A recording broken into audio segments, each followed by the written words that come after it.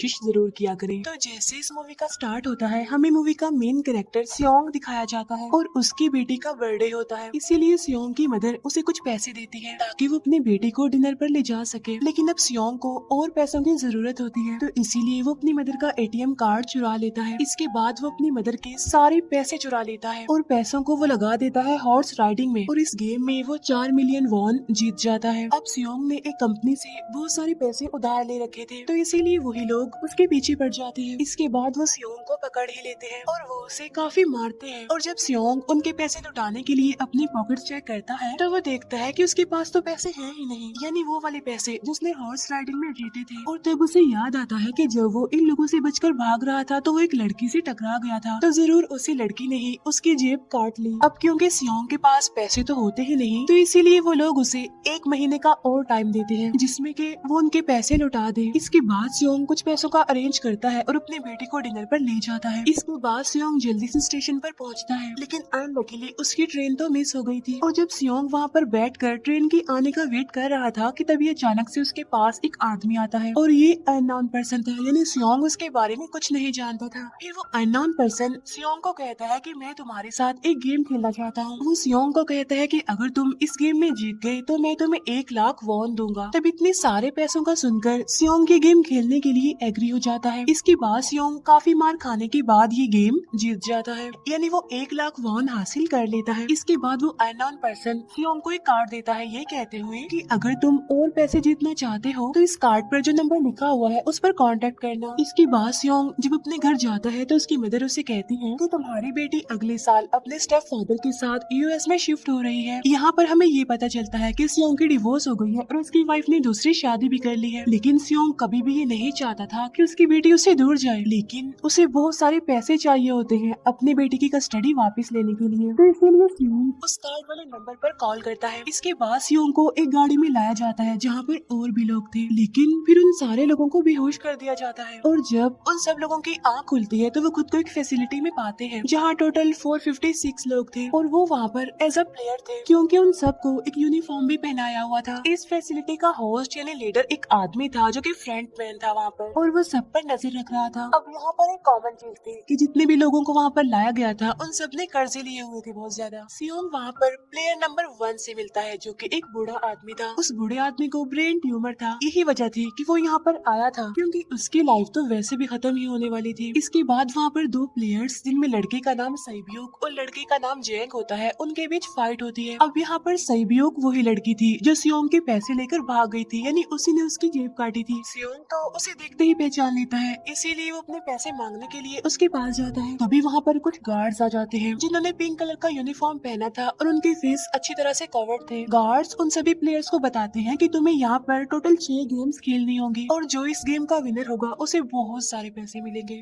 इसके बाद उन सबसे एक कॉन्ट्रैक्ट पर साइन करवाया जाता है और इस कॉन्ट्रैक्ट के 3 मेन रूल्स थे। पहला रूल ये कि कोई भी प्लेयर अपनी मर्जी से गेम को छोड़कर नहीं जा सकता। दूसरा रूल ये होता है कि जो भी प्लेयर खेलने से मना करेगा तो उस प्लेयर को एलिमिनेट कर दिया जाएगा, और उनके मुताबिक एलिमिनेट का मतलब क्या था ये तो हम आगे ही जानेंगे। गेम का तीसरा रूल ये था कि अगर मेजोरिटी इस गेम को खेलना नहीं चाहती तो वो इस गेम को छोड़कर जा सकते हैं। इसके बाद उन सबको गेम के लिए ले जाया जाता है। अब यहाँ पर सियोंग अपनी क्लासमेट सैंगवू से भी मिलता है जो कि उसे बचपन से जानता था। सियोंग उसे वहाँ पर देखकर काफी हैरान होता है क्योंकि वो तो किसी बिजनेस के लिए आउट ऑफ कंट्री चला गया था। अब पहले गेम के लिए वहाँ पर एक काफी बड़ी डॉल थी और इस गेम का रूल काफी सिंपल था, और वो ये था कि डॉल जब भी गाना गाएगी उन सबको आगे बढ़ना है, और जैसे ही वो गाना गाना बंद करेगी तो उन सबको रुक जाना है और मूव नहीं करना है, और अगर कोई हिल गया तो उसे एलिमिनेट कर दिया जाएगा। अब स्टार्टिंग में तो ये सब कुछ उन्हें किसी प्रैंक की तरह लग रहा था, लेकिन जब एक लड़का हिल जाता है तो उसे शूट करके मार दिया जाता है, और यही होता है एलिमिनेट का मतलब, यानी उन्हें मार दिया जाएगा। अब ये देखकर वो सारे लोग काफी घबरा जाते हैं और उन्हें पता चल चुका था कि वो खतरे में है, इसीलिए लोग डरते हुए पैनिक करते हुए इधर उधर भागने लगते हैं।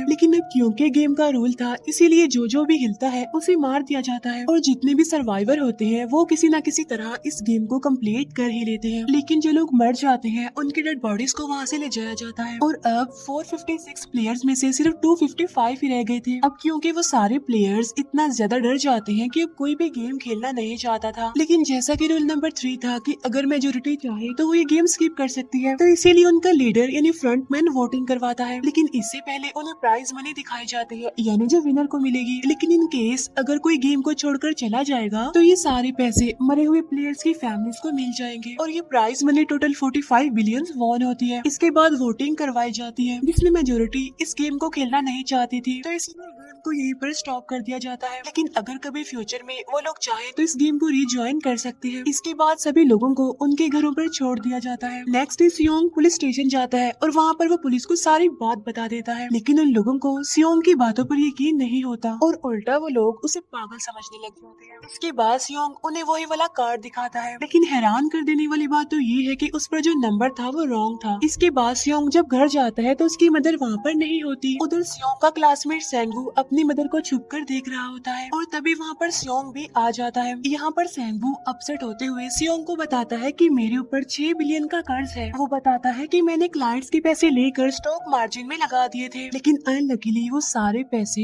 डूब गए। और तभी सियोंग के पास हॉस्पिटल से कॉल आती है। सियोंग की मदर का पाँव काफी इंजर्ड था, लेकिन डायबिटीज का ट्रीटमेंट न होने की वजह से उनकी चोट और ज्यादा बढ़ गई। तब डॉक्टर सियोंग को बताते हैं कि तुम्हारी मदर का ट्रीटमेंट हो सकता है, लेकिन इसके लिए हमें इनका पाँव काटना होगा। लेकिन इस ऑपरेशन में बहुत सारे पैसे लगने वाले थे, लेकिन जाहिर सी बात है सियोंग के पास इतने पैसे तो होते नहीं। इवन उसने तो अपनी मदर के इंश्योरेंस के पैसे भी उड़ा दिए थे। तब इसीलिए सियोंग पैसे मांगने के लिए अपनी वाइफ के पास जाता है, लेकिन उसकी वाइफ उसे पैसे देने से इनकार कर देती है। फिर उसकी वाइफ अपने हस्बैंड को बताती है कि सियोंग आया था पैसे मांगने के लिए, और तभी उसका हस्बैंड सियोंग को पैसे देने आता है। साथ साथ उसे ये भी कहता है कि मेरी फैमिली से दूर रहो। लेकिन सियोंग उसे मारने लगता है और तभी उसकी बेटी भी वहाँ पर आ जाती है। इसके बाद सियोंग का एक फ्रेंड अपने बॉस के पास पैसे मांगने जाता है, लेकिन उसका बॉस उसे पैसे देने से मना कर देता है, तो इसीलिए उन दोनों के बीच फाइट होने लगती है। इस फाइट के दौरान उसके बॉस का हाथ मशीन में आ जाता है, तो मौके का फायदा उठाकर सियोंग का फ्रेंड पैसे लेकर वहाँ से भाग जाता है। फिर इसके बाद सियोंग का फ्रेंड अपने घर आकर अपनी वाइफ को कहता है कि पहली फ्लाइट लो और जाओ यहाँ से। इसके बाद सईब्यूक एक एजेंट से मिलती है, क्योंकि उसने अपनी मदर को नॉर्थ एरिया से साउथ एरिया में लाना था। सईब्यूक वही लड़की जिसने सियोंग की जेब काटी थी, लेकिन यहाँ अपनी मदर को लाने के लिए सईब्यूक को बहुत सारे पैसों की जरूरत थी। अब सईब्यूक का एक छोटा भाई भी होता है, जिससे उसने प्रॉमिस किया होता है कि मैं मदर को जरूर ले आऊंगी। इसके बाद हमें एक ऑफिसर दिखाया जाता है, और इस ऑफिसर का भाई कुछ टाइम से मिसिंग था, इसीलिए वो ऑफिसर अपने भाई के घर जाता है, जहाँ उसे पता चलता है कि उसका भाई तो पिछले कुछ दिनों से अपने घर पर भी नहीं आया। और जब वो ऑफिसर घर को चेक कर रहा होता है तो उसे एक कार्ड मिलता है वहाँ पर, और इस ऑफिसर ने सेम ऐसा ही कार्ड पुलिस स्टेशन में सियोंग के पास भी देखा था, तो इसीलिए वो ऑफिसर सियोंग के पास जाकर उससे इस बारे में पूछता है, लेकिन सियोंग उसे कुछ नहीं बताता। इसके बाद सियोंग जब अपने घर जाता है तो उसे वो कार्ड दोबारा मिल जाता है वहाँ पर। अब सियोंग डिसाइड करता है कि वो दोबारा से उस गेम को ज्वाइन करेगा, इसीलिए सभी प्लेयर्स को एक शिप के पास ले जाया जाता है। इधर ही वो ऑफिसर भी गाड़ियों का पीछा करते हुए उस शिप तक आ जाता है। वो एक गार्ड को मारकर उसे पानी में फेंक देता है। इसके बाद उन सभी प्लेयर्स को एक आइलैंड पर मौजूद फैसिलिटी में लाया जाता है। अब यहाँ पर उन्हें जरा भी अंदाजा नहीं था कि अगला गेम कौन सा होगा और उसे कैसे खेला जाएगा। इसके बाद वो लोग अपनी अलग अलग टीम्स बना लेते हैं। रात को सईब्यूक और उसकी फीमेल फ्रेंड वॉशरूम जाते हैं। यहाँ पर सईब्यूक गार्ड्स की नजरों से बचते हुए उस फैसिलिटी को एक्सप्लोर करने लगती है। तभी वो देखती है कि गार्ड्स बड़े बड़े बर्तनों में कुछ बना रहे हैं,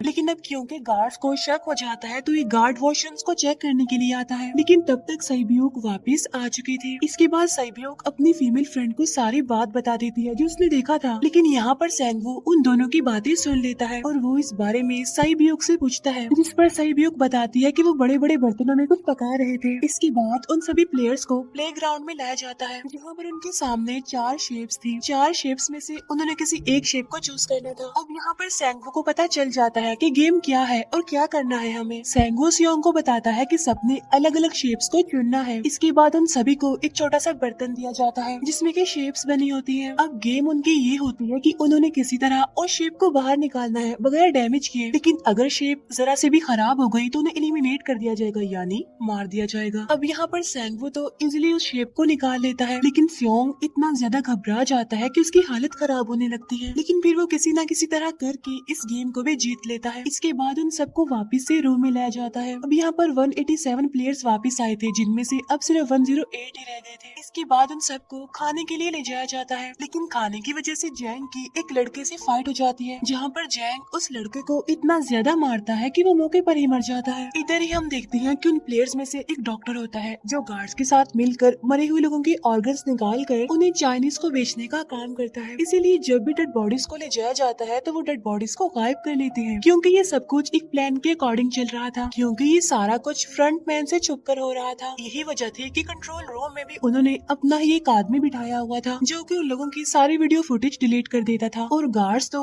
डॉक्टर को गेम के बारे में पहले ही बता देते थे ताकि वो सरवाइव कर सके। यहाँ पर एक गार्ड उसी प्लेयर डॉक्टर को बताता है कि आज हमने प्लेयर्स को जानबूझकर खाना कम दिया है ताकि वो आपस में लड़ने लगे, जिससे होगा ये कि सारे वीक प्लेयर्स गेम से आउट हो जाएंगे। साथ ही गार्ड डॉक्टर को अपनी अगली गेम के बारे में बता देता है। अब 30 मिनट के बाद वहाँ पर लाइट्स ऑफ होने वाली थी।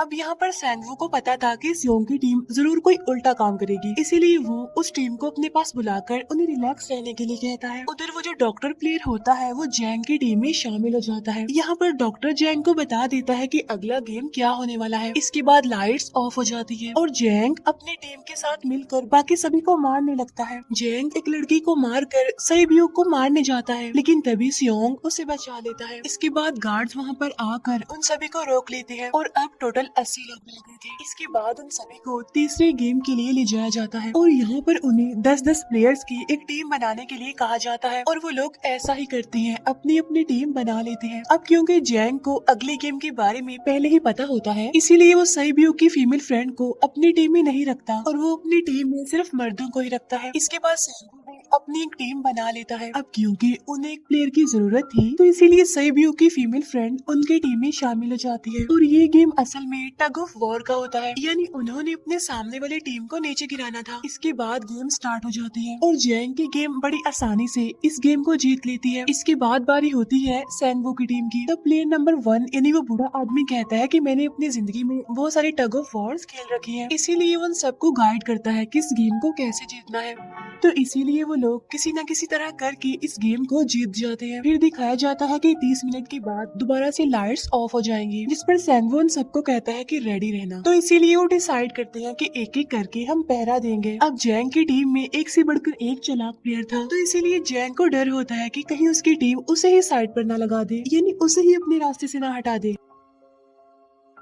दूसरी तरफ डॉक्टर और गार्ड्स मिलकर डेड बॉडी के ऑर्गन्स निकाल रहे होते हैं और इन ऑर्गन्स को डिलीवर करने जाना था गार्ड नंबर 28 एंड 29। तब वो सभी एक डेड बॉडी के बारे में बातें करने लगती हैं जिसकी सिर्फ एक किडनी थी और वो उसे ज़ॉम्बी कह रहे थे। अब यहाँ पर जो गार्ड नंबर 29 था, यानी जिसने वो ऑर्गन्स डिलीवर करने जाने थे, वो कोई और नहीं बल्कि वो ऑफिसर था जो गार्ड के बेस में वहाँ पर आया था, और ये सब बातें सुनकर उसे शक होता है कि शायद ये लोग मेरी भाई की बात कर रहे हैं, क्योंकि उसकी भी एक ही किडनी थी। इसके बाद नंबर 28 और 29 यानी वो ऑफिसर ऑर्गन्स को डिलीवर करने के लिए चले जाते हैं। रास्ते में वो ऑफिसर नोटिस करता है कि टनल में तो बॉम्ब लगा हुआ है। तब नंबर 28 उसे बताता है कि जब हम यहाँ से बाहर निकलेंगे तो इस जगह को ब्लास्ट कर दिया जाएगा। अब यहाँ पर वो ऑफिसर नंबर 28 से और इन्फॉर्मेशन लेने की कोशिश करता है, इसीलिए नंबर 28 को उस पर डाउट होने लगता है, इसीलिए वो उस ऑफिसर को अपना फेस दिखाने के लिए कहता है। अब यहाँ पर वो ऑफिसर अपना फेस भी दिखा देता है, साथ साथ वो नंबर 28 पर गन पॉइंट भी कर देता है। साथ साथ वो ऑफिसर उससे एक किडनी वाली आदमी के बारे में पूछता है कि वो कौन है जिसे तुम ज़ॉम्बी कहते थे, जिस पर वो नंबर 28 उससे कहता है कि वो तो एक लड़की थी। अब यहाँ पर नंबर 28 उस ऑफिसर को कहता है कि तुम लीडर के रूम में जाकर सारी इन्फॉर्मेशन देख सकते हो, वहाँ पर सबका डाटा है। ये जानने के बाद वो ऑफिसर नंबर 28 को मार डालता है। उधर वो डॉक्टर गार्ड से अगली गेम के बारे में पूछता है, लेकिन इस बार गार्ड्स को भी अगली गेम के बारे में पता नहीं होता। तब इसीलिए डॉक्टर को गुस्सा आ जाता है और वो एक गार्ड को पकड़ लेता है और उनकी फाइट होने लगती है। इसी फाइट में डॉक्टर उस गार्ड को मारकर वहाँ से भाग जाता है। इसके बाद एक गार्ड भी उसका पीछा करता है और वो दोनों प्लेग्राउंड में आ जाते हैं। यहाँ पर गार्ड डॉक्टर को अपनी बातों में फंसाकर उसे मारने वाला होता है, लेकिन तभी लीडर इन्हीं फ्रंटमैन आकर उसे मार डालता है और बाद में वो उस डॉक्टर को भी मार डालते हैं। साथ साथ इन्हीं वहीं पर नंबर 28 की डेड बॉडी भी मिल जाती है, जिससे इन्हें ये पता चल जाता है कि फैसिलिटी में कोई घुस गया है। उधर वो ऑफिसर लीडर इन्हीं फ्रंटमैन के रूम तक पहुँच जाता है, तो वो चेक करते करते एक ऐसे रूम में जाता है जहाँ पर सबकी रिकॉर्ड्स थे और जब वो ऑफिसर रिकॉर्ड चेक कर रहा होता है तो उसे सभी विनर्स की एक लिस्ट मिलती है जिसमें उसके भाई का भी नाम था, यानी वो भी कभी विनर था। उधर सभी प्लेयर्स को फोर्थ गेम के लिए ले जाया जाता है जहाँ पर उन सबको अपना अपना पार्टनर चुनने के लिए कहा जाता है और वो प्लेयर्स करते भी ऐसा ही है, अपना अपना पार्टनर चुन लेते हैं। सही पीयू की फीमेल फ्रेंड भी अपना पार्टनर ढूंढने की कोशिश करती है लेकिन कोई भी उसका पार्टनर बनने को तैयार ही नहीं था। इसके बाद सभी प्लेयर्स को 10-10 मार्बल्स दिए जाते हैं। असल में ये गेम ऐसी होती है कि एक प्लेयर को अपने पार्टनर से सारे मार्बल्स लेने होते हैं बगैर कोई जोर जबरदस्ती किए, और जो दूसरा पर्सन होगा यानी जिसके पास मार्बल्स नहीं होंगे उसे मार दिया जाएगा। फिर सैंगवू और सियोंग का फ्रेंड ऑड और इवन का गेम खेलते हैं जिसमें कि उन्होंने गेस करना था कि सामने वाले के हाथ में कितने मार्बल्स हैं। अब यहाँ पर सियोंग का फ्रेंड सैंगवू के सारे मार्बल्स जीत जाता है जिसकी वजह से लास्ट में सैंगवू के पास सिर्फ एक ही मार्बल बचता है। अब क्योंकि सैंगवू को पता चल चुका था कि अब वो बच नहीं पाएगा, इसीलिए वो सियोंग के फ्रेंड को अपनी बातों में फंसा कर उसे ये यकीन दिलाता है कि अगर हम में से कोई भी हार गया तो हारे हुए लोगों का मैच दोबारा करवाया जाएगा। अब यहाँ पर सैंगवू धोखे से सियोंग के फ्रेंड के सारे मार्बल्स चेंज कर देता है। इसके बाद सैंगवू मार्बल्स लेकर गार्ड को दे देता है और वहाँ से बाहर चला जाता है। और जब सियोंग का फ्रेंड मार्बल्स चेक करता है तो वहाँ पर पत्थर होते हैं। उधर प्लेयर नंबर 1 यानी उस बूढ़े आदमी की हालत खराब हो रही थी, इसीलिए वो तो इधर उधर घूम रहा था, लेकिन सियोंग किसी तरह उसे खेलने के लिए एग्री कर लेता है। अब यहाँ पर वो दोनों यानी वो बूढ़ा आदमी और सियोंग भी इवन आउट खेलते हैं। अब इनमें से वो बूढ़ा आदमी सियोंग के सारे मार्बल्स जीत जाता है, लेकिन लास्ट राउंड में वो बूढ़ा आदमी भूल जाता है कि उसने क्या चूज किया था। तो यहाँ पर सियोंग उसी बातों में फंसा कर उसके सारे मार्बल्स ले लेता है, लेकिन यकीन मानिए कि वो बूढ़ा आदमी काफी चालाक था। उसने एक मार्बल अपने पास ही रखा हुआ था और वो दोबारा से इधर उधर घूमने लगता है। अब यहाँ पर सियोंग उसे रिक्वेस्ट करता है कि प्लीज मेरे साथ एक और गेम खेलो ना। तब यहाँ पर वो बूढ़ा आदमी कहता है कि मुझे पता है कि तुमने सारे मार्बल्स धोखे से लिए हैं मुझसे। वो कहता है कि मुझे सब पता था, बस मैं पागल बनने की एक्टिंग कर रहा था।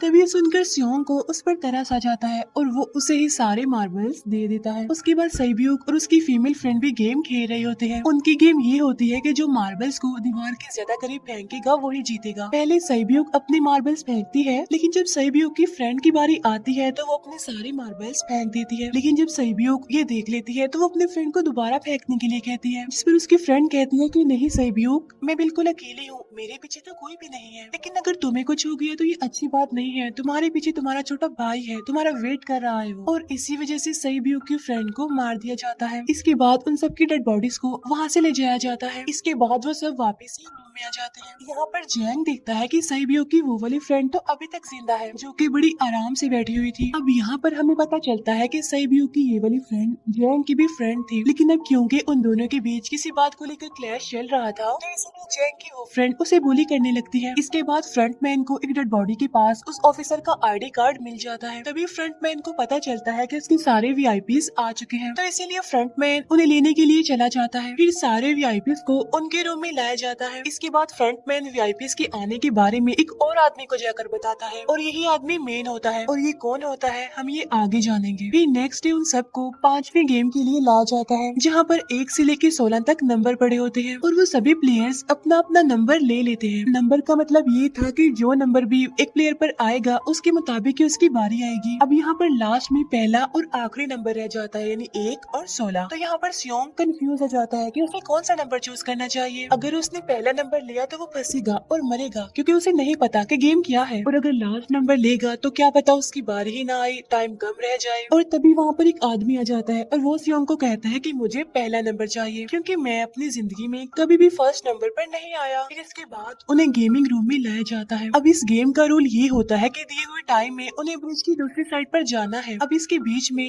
2 तरह के ग्लास लगे होते हैं, एक तो होता है आर्म ग्लास और एक होता है टेम्पर्ड ग्लास। आर्म ग्लास पर पाँव रखते ही वो टूट जाएगा और वो लोग नीचे गिर जाएंगे। इसके बाद गेम स्टार्ट हो जाता है और वो लोग एक एक करके मरने लगते हैं। फिर एक टाइम ऐसा आता है जब जैंग सबके सामने होता है और वो आगे ही नहीं बढ़ रहा होता। अब उनके पास एक ही रास्ता था, या तो वो आगे जाए या सारे ही मर जाएं। और तभी जैंग के सामने उसकी वही फ्रेंड आ जाती है जो उसे बुली कर रही थी और वो जैंग को कहती है कि मैंने तुम्हें कहा था कि जिस दिन तुमने मुझे धोखा दिया मैं तुम्हें मार दूंगी। इसके बाद वो जैंग को पकड़ लेती है और उसे लेकर नीचे कूद जाती है, जिसकी वजह से उन दोनों की मौत हो जाती है। और वहाँ पर एक आदमी था जो कि ग्लास कंपनी में काम करता था और उसे पता था कि टेम्पर्ड ग्लास कौन सा है। लेकिन जब फ्रंट मैन को इस बात का पता चल जाता है तो वो लाइट्स ऑफ करवा देता है ताकि वो ग्लास को पहचान ही ना पाए। अब लास्ट भी एक ही स्टेप बचता है और उनके पास तो टाइम ही नहीं था, इसीलिए सेंगवू उस आदमी को धक्का दे देता है। तो यहाँ पर सेंगवू, सियोंग और साइब्योक ब्रिज को पार कर लेते हैं, लेकिन ग्लास टूटने की वजह से उन्हें काफी चोट लग जाती है, खास तौर पर साइब्योक को। उधर उस ऑफिसर ने एक सर्वेंट को मारकर उसकी जगह खुद ले ली थी। अब एक वीआईपी को उस ऑफिसर पर शक होता है और वो उसे कहता है कि अपना मास्क रिमूव करो, लेकिन वो ऑफिसर कहता है कि ठीक है, लेकिन मैं अंदर जाकर अपना मास्क रिमूव करूंगा। इसके बाद वो ऑफिसर उस वीआईपी को लेकर अंदर चला जाता है। अंदर जाकर वो ऑफिसर उस वीआईपी को बेहोश कर देता है और इस बात का पता फ्रंट मैन को चल जाता है, इसीलिए फ्रंट मैन उसके पीछे जाता है और वो उस ऑफिसर को देख लेता है, इसीलिए वो ऑफिसर वहाँ से भागकर आइलैंड पर आ जाता है। फ्रंट मैन भी उसका पीछा करते हुए वहाँ पर आ जाता है। अब यहाँ पर वो ऑफिसर अपने सीनियर्स को कॉल करने की कोशिश करता है, लेकिन कॉल कट हो जाती है। फिर वो ऑफिसर उन्हें सारे सबूत भेजता है, लेकिन वहाँ पर नेटवर्क नहीं था। इसके बाद फ्रंट मैन ऑफिसर को पकड़ लेता है और उसे उनके साथ चलने के लिए कहता है, लेकिन वो ऑफिसर तो उस फ्रंट मैन पर गोली चला देता है। इसके बाद फ्रंट मैन अपना मास्क उतार देता है, तो वो ऑफिसर देखता है कि वहाँ पर कोई और नहीं बल्कि उसका अपना भाई है वो। इसके बाद ऑफिसर का भाई यानी फ्रंट मैन उसे शूट कर देता है और वो जाकर पानी में गिरता है। उधर ग्लास लगने की वजह से साइब्योक काफी इंजर्ड हो गई थी और उसका बहुत सारा खून भी बह रहा होता है। इसके बाद तीनों सर्वाइवर्स को